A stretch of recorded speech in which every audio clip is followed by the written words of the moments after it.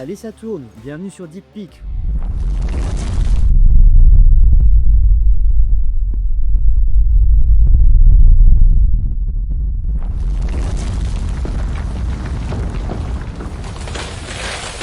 Ouais. On va parler aujourd'hui de Premier Contact de Denis Villeneuve. Super intro, la ferme. Ok, Premier Contact n'est peut-être pas un film majeur de l'histoire du cinéma. Mais on n'est pas là pour ça. Nous, on décortique les œuvres qui ont des choses à transmettre. Et celle-ci est un peu représentative de son époque. Elle puise beaucoup dans les mythes du cinéma lui-même. Rappelez-vous de Birdman par exemple, Oscar du meilleur film en 2015, et dont tout le principe reposait sur une nostalgie de cinéma et une mise en abîme du spectacle. Et Premier Contact sort en 2016. C'est le 8e film de Denis Villeneuve, réalisateur qui est depuis devenu majeur à Hollywood. Il a été aux commandes du nouveau Blade Runner et surtout de la saga Dune. Et avant de réaliser Dune, il avait fait Elephant. Non, ça c'est Gus Van Sant. Mais non, avec Anthony Hopkins. Dracula? Mais non, il y a un monstre, Dracula. Avec John Hurt. Alien? Je crois qu'on saura jamais. Comme d'habitude, allez voir le film, car on va révéler des éléments clés de l'intrigue. La tolérance et l'ouverture n'est pas forcément la voie la plus simple mais la plus vitale. Mais pourquoi tu dis ça? J'en ai absolument aucune idée.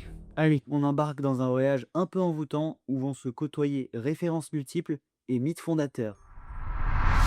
Tout commence par une naissance. Rien de mieux pour débuter une histoire de zéro, non? Ouais, c'est bien connu. Et le bébé est porteur du virus extraterrestre. Pas du tout, l'enfant meurt au bout de 3 minutes. Et c'est là que l'histoire de Louise, sa mère, débute. Ça, c'est la baie vitrée de sa maison. Et ça, c'est Louise dans l'encadrement de cette baie vitrée. Elle fait face à l'horizon, à l'espace infini, bref, à l'inconnu. C'est tout le projet du film, la rencontre avec l'inconnu. Et rencontrer des aliens, c'est précisément une allégorie de ce principe. Louise fait 2 rencontres extraordinaires. D'abord avec sa fille, bah oui, une naissance, c'est le miracle de la vie. Puis avec des extraterrestres. Debout comme ça, face à cette ouverture qui donne sur l'horizon, je ne peux pas m'empêcher de penser à un plan célèbre qu'on voit dans un film légendaire. Un film qui racontait les conséquences de l'expansion des frontières de l'Ouest, La prisonnière du désert.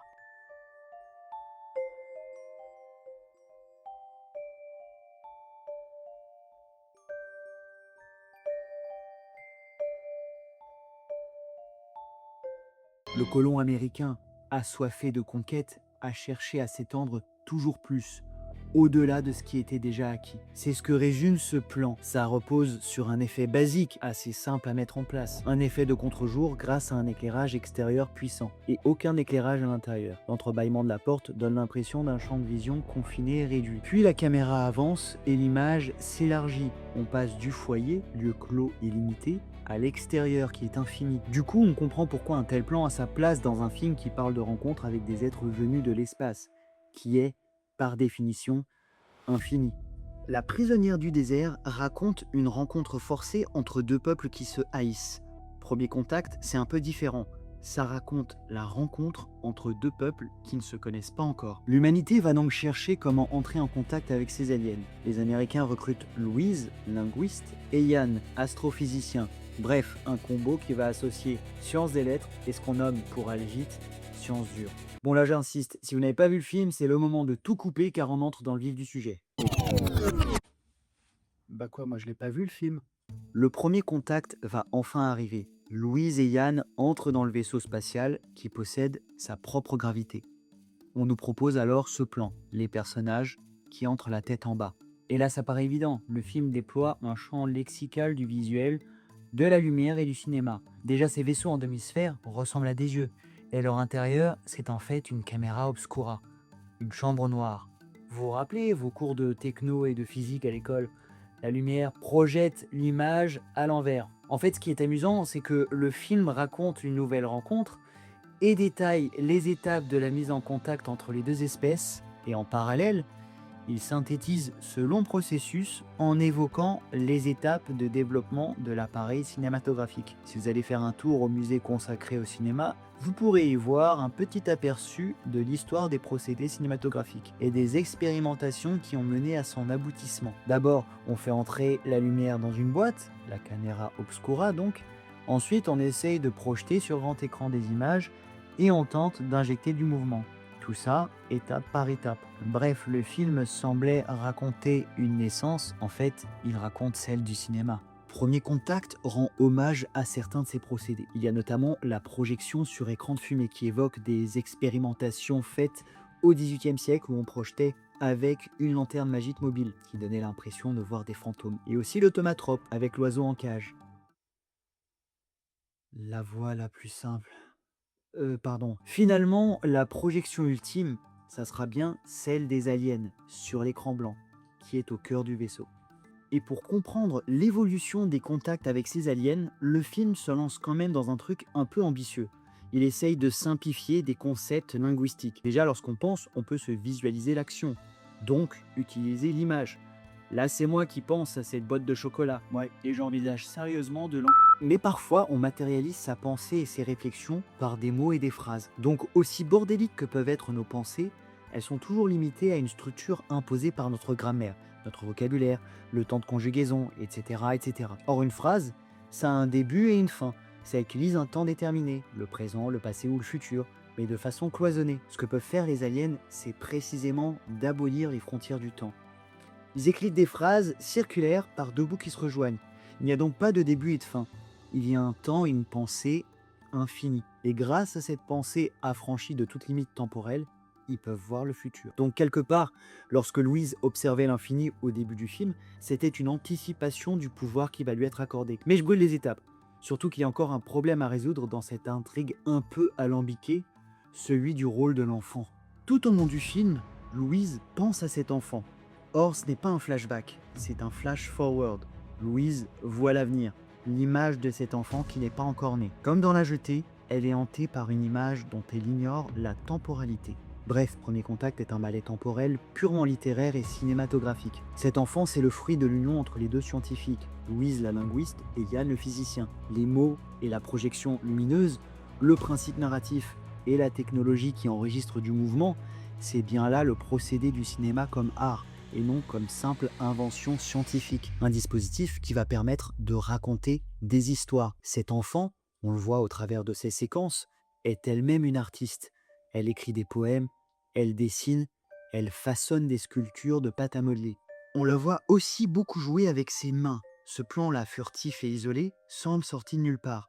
On peut parler d'un plan de correspondance ou d'un montage de correspondance, puisque la forme qui apparaît à l'écran semble faire écho à la physionomie des heptapodes, comme un rappel ou une rime visuelle. Le montage tisse donc le parallèle. Ces heptapodes sont des mains géantes à 7 doigts, comme le 7e art.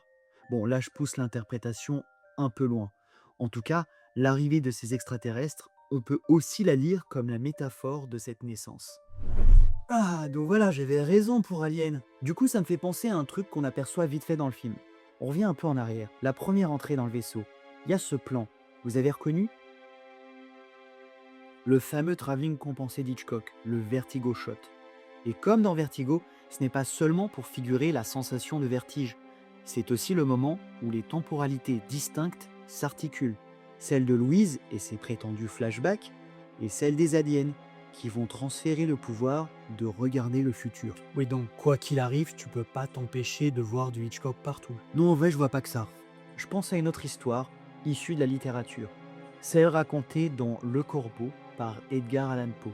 C'est un poème très court que je vous invite à lire ou à relire et qui repose sur le principe de la boucle répétitive. Chaque paragraphe est conclu par l'expression « jamais plus », comme un sanglot pour signifier une profonde tristesse qui ne passe pas. Le personnage principal est en deuil, il repense à celle qu'il a aimée, Lénore. Et un soir, un étrange corbeau entre chez lui. Il a alors l'espoir d'une échappatoire, d'avoir enfin un signe divin qui va lui permettre d'aller de l'avant. Mais le corbeau ne bronche pas, il n'a qu'un seul mot à la bouche, jamais plus. Bref, il n'apporte aucun espoir, c'est un oiseau de mauvais augure. Jamais plus, ça veut dire rompre avec le présent, regretter le passé. Il n'est en réalité que l'allégorie du malheur du personnage principal, un mal qui reste profondément ancré en lui. Et le corbeau, immuable, siège encore, sur le buste pâle de Pallas, au-dessus de la porte de ma chambre. Et la lumière projette son ombre sur le plancher. Et mon âme, hors du cercle de cette ombre qui gît flottante sur le plancher, ne s'élèvera plus, jamais plus. Le corbeau, c'est une histoire d'éternel recommencement. Le récit d'un homme prisonnier du souvenir de l'être aimé, contraint de vivre encore et encore le même tourment. Grâce à son pouvoir, Louise va sauver le monde, mais ne peut pas sauver sa fille. Elle s'oblige pourtant à revivre ce drame, parce qu'elle est accrochée à l'image d'un bonheur furtif et immense, celui de cette naissance. Bref, elle est traversée par la mélancolie. Et je comprends le choix de Amy Adams, qui le porte assez bien. Et le film se termine comme il a commencé. Louise devant sa baie vitrée, fenêtre ouverte sur le monde. Tiens, c'est marrant, qu'est-ce que ça fait là, ça?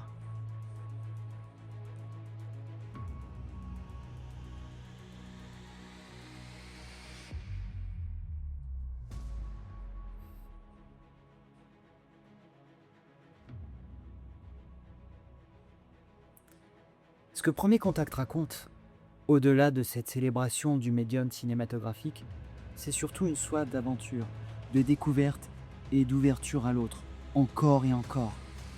Et en ces temps sombres, où des peuples entiers se font bombarder et tuer, où des nations cultivent une peur et une méfiance de l'autre, la tolérance et l'ouverture n'est pas forcément la voie la plus simple. Mais c'est peut-être la plus vitale. À bientôt pour le prochain épisode.